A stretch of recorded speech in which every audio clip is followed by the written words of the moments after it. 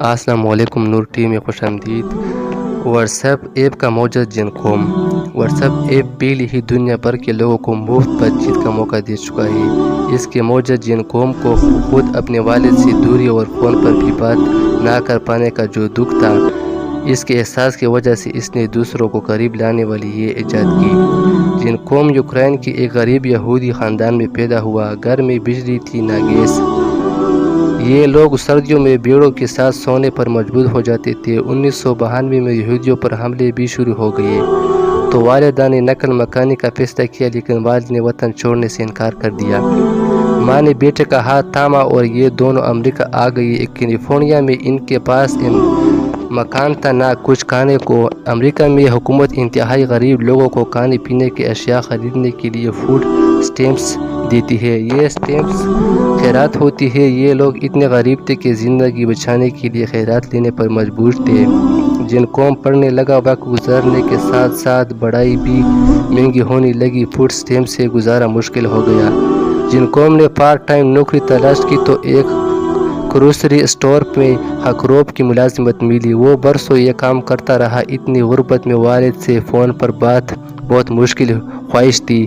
وہ 18 سال کی عمر میں کمپیوٹر پروگرامنگ کی قوت میں مبتلا ہو گیا۔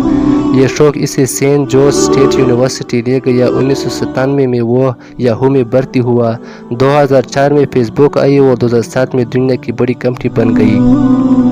جن قوم نے فیس بک میں اپلائی کیا، لیکن فیس بک کو اس میں کوئی پوٹینشیل نظر نہیں آیا اور اسے نوکری نہ دی۔ وہ مزید 2 سال یاہو میں رہا۔ اسی دوران اس نے تھوڑے تھوڑے پیسے جمع کر کے آئی فون خرید لیا۔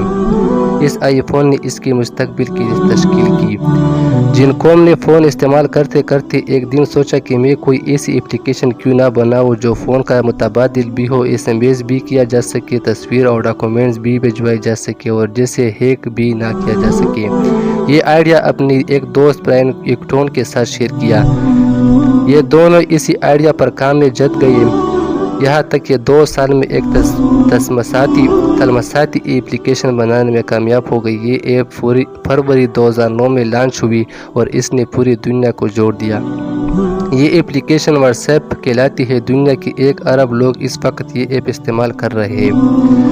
آپ واٹس ایپ ڈاؤن لوڈ کریں اور دنیا کے کسی بھی کونے میں چلے جائیں۔ آپ کو نیا فون اور نیا نمبر خریدنے کی ضرورت نہیں پڑے گی اور آپ پوری دنیا کے ساتھ رابطے میں رہیں گے۔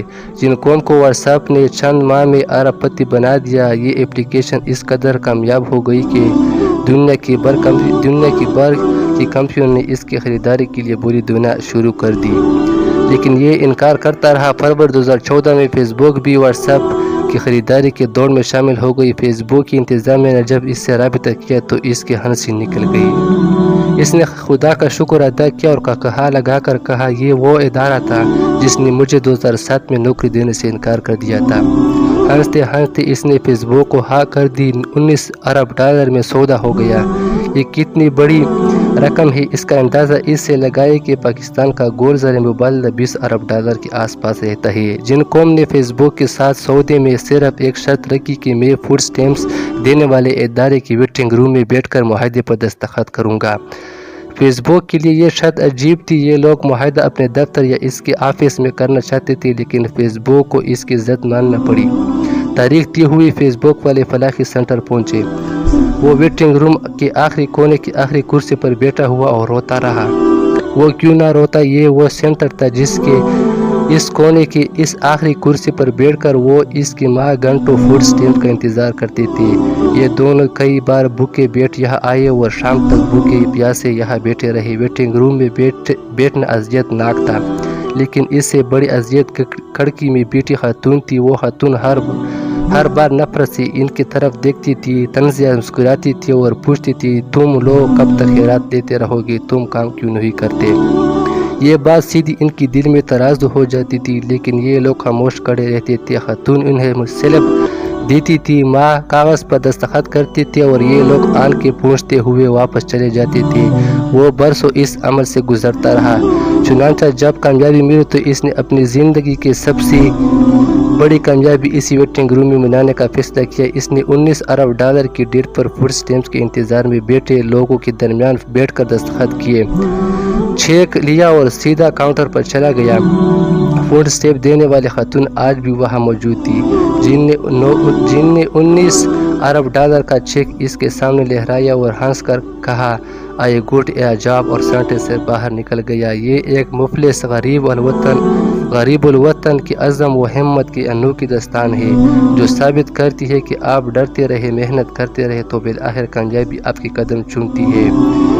ایک سبق یہ بھی ہے کہ لوگوں کے لیے آسانیاں پیدا کرنے والوں کو ضرور صلہ ملتا ہے۔ اگر یہ ویڈیو آپ کو اچھی لگی تو پلیز چینل کو سبسکرائب کریں۔